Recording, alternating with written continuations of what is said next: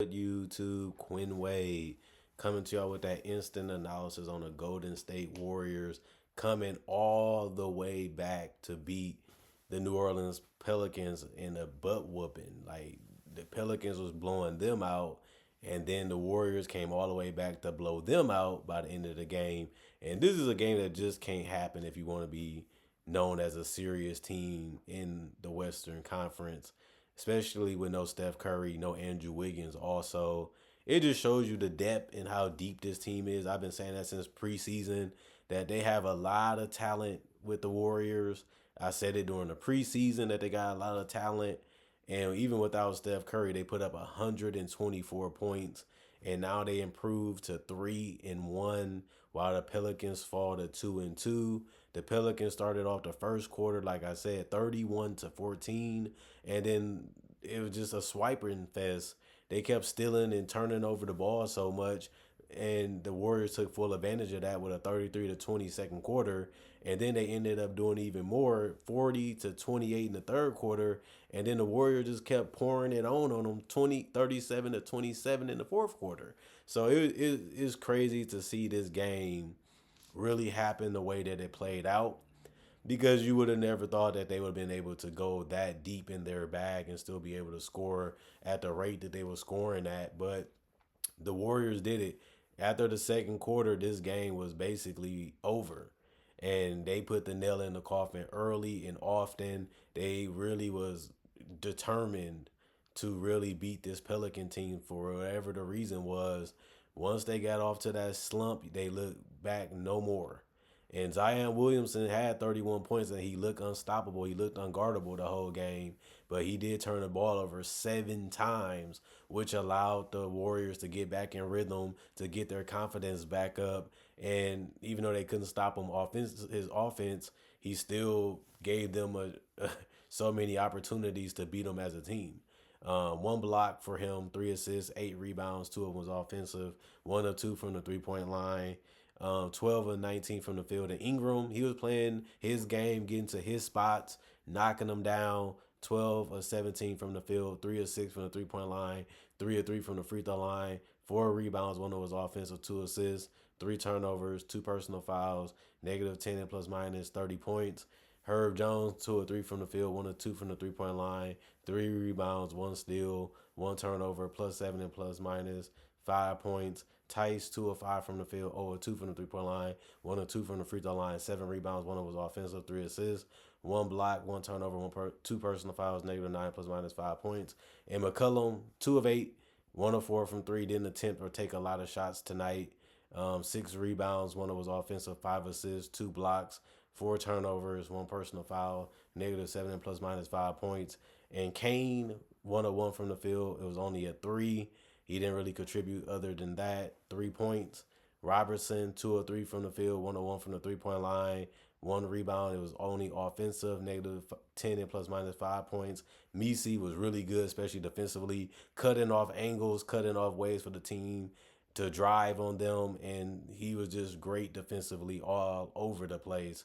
4 of 6 from the field, 1 of 5 from the free throw line, 7 rebounds, 1 was offensive, 3 assists, 2 blocks, 2 turnovers, 1 personal foul, -4 and plus minus 9 points.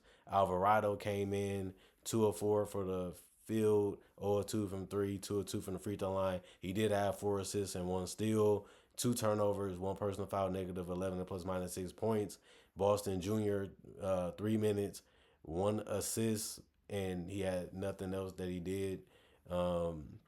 Green, 1 of 2 from the field, 1 of 1 from the 3 point line, 6 rebounds, 2 of them was offensive, 1 assist, 1 steal, 1 turnover, -19 and plus minus 3 points. Jordan Hawkins didn't have the game that he usually does, which is explosiveness off that bench. He even only took 6 shots. He looked at passive. He looked like he was turning down every opportunity that he could. Maybe it was the length and the quickness of the Warriors that threw him off a little bit. Couldn't really get that separation and that advantage that he needed to be able to go off.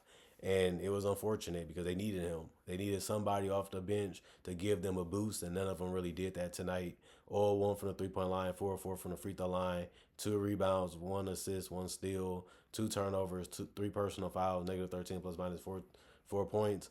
And you look at the team 40 of 74 is 54% from the field. They shot 9 of 22 from three, 40% from three, but they only shot 17 of 24, 70% from the free throw line, 44 rebounds, 23 assists, 4 steals, 6 blocks, 23 turnovers, 13 personal fouls. And you look at the Golden State Warriors, the team that really battled back and really looked really good still. Green 3 points. He had a three at the top of the key, plus 15 and plus minus. He had 4 personal fouls. Could not guard Zion whatsoever tonight. He was just getting banged and knocked over and pushed a lot. But you gotta give him credit for still trying to compete with them, even though it was not really that good. 2 blocks, 1 steal, 7 assists, 3 rebounds. One was offensive, 1 of 3 from the 3 point line, 1 of 4 from the field. Jackson was 1 of 1 from the field, 1 of 2 from the free throw line. Um, 5 assists, 2 rebounds, 1 block, 1 turnover, plus 6 and plus minus 3 points. Buddy Hield was hot. He was the reason why they was able to finish this game. He was able to help that third quarter come alive for them to be able to take the lead and keep it.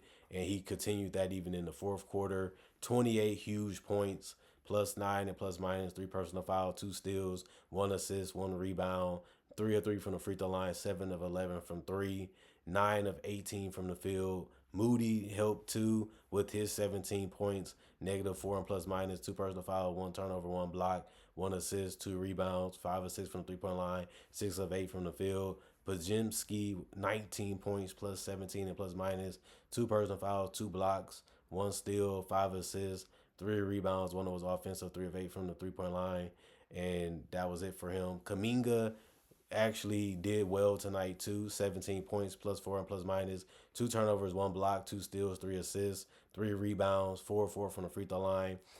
He also was 1 of 3 from the 3 point line. Other than that, he was attacking the paint, and that's what they need him to continue to do, especially if he can get there and get a high percentage shot, especially off the dribble. 6 of 13 from the field. Kavan was really a beast in the paint. He had 5 offensive rebounds, 9 total, 2 of 5 from the field in 20 minutes. He also had 2 assists, 2 steals, 1 block, 1 turnover, 4 personal fouls, plus 11 and plus minus 4 points. And Waters was ridiculous tonight. Also, 8 of 13 from the field, 3 of 7 from three, 2 of 2 from the free throw line. He had 8 rebounds, 3 of them was offensive, 4 assists, 1 steal, 3 personal fouls, plus 26 and plus minus 21 points. Santos didn't play enough minutes to do much. 1 assist, 1 turnover. That was it. Gary Payton II didn't really do much because he only played 8 minutes, but he was 3 of 5 from the field, 1 of 2 from three, 1 rebound, 1 block, 1 turnover, -3 and plus minus 7 points. Beekman played 3 minutes and he only gave a 1 assist, 1 steal, and 1 personal foul. And Wiggins did not play, but Spencer played 3 minutes. He was 2 of 3 from the field, had 4 points, didn't do much other than that. 46 out of 97, 47% from the field, 21 of 46, 45% from three. If you're going to shoot that well from the field and from the three, and 11 of 13 from the free throw line, you have a really good chance to win that game, even if you get out rebounded.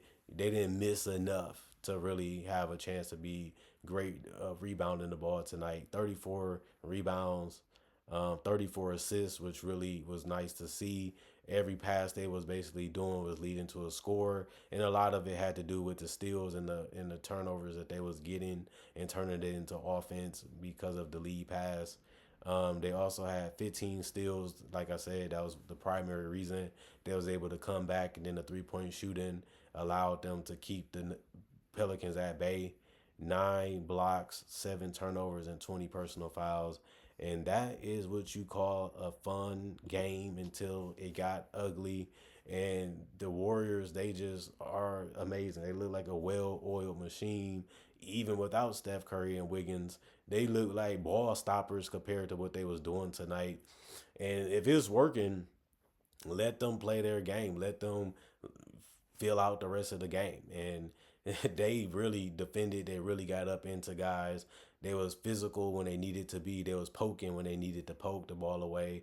And I feel like this was just a great game, showing you that Steve Kerr is one of the best coaches when it comes to knowing his personnel, knowing how to put the combinations together, knowing who should be on the court, knowing when to take guys out, and knowing who to get the ball to. He just a very knowledgeable guy, and has always been. He doesn't really say much. He says some things that's kind of crazy sometimes, but he does know exactly what he has. He knows exactly how to use them, and he knows how to get the best out of them. And the coach is supposed to not just rely on superstars, but supposed to also make it easier for the role players that fit around the superstar. They didn't have a superstar today, but they looked like a team that really knew what they wanted to do, really knew how they wanted to play. And Buddy Hield took that stand to show you that I'm a guy that's just filling it out too. But if you give me an opportunity, if you give me a shot, I'm gonna do my thing and play my game and play it the right way. And he was letting that thing go.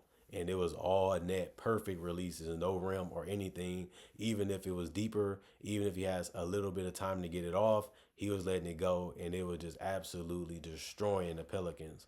And they just couldn't stop the firepower. They kept scoring, they kept getting opportunities to make a run back, but the Warriors just couldn't miss. It seemed like sometimes, and they hit the threes and poured it on at the right time, because then they was able to continue to go. And when they started to take a little bit less threes, all the other things was opened up at that time, because you had to guard the three so much, because they was torching you from that area of the court. So it made sense why this game was entertaining and fun, even though it was a blowout, because the Warriors have been one of the most watchable teams in the last, 20 years almost.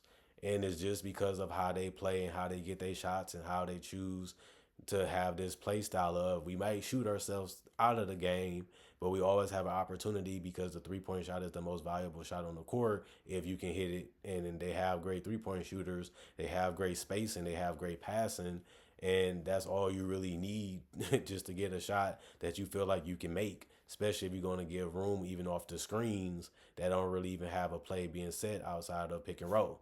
And they didn't really try to care about the roller. They only really cared about getting the three up or the mid range up. Then they started finding guys that was around the basket in the dunker spot, and that just showed you that one thing happened, then everything else just unlocked the rest of the court. And it was just good to see some great team basketball again, just being something that don't really happen as much in the NBA.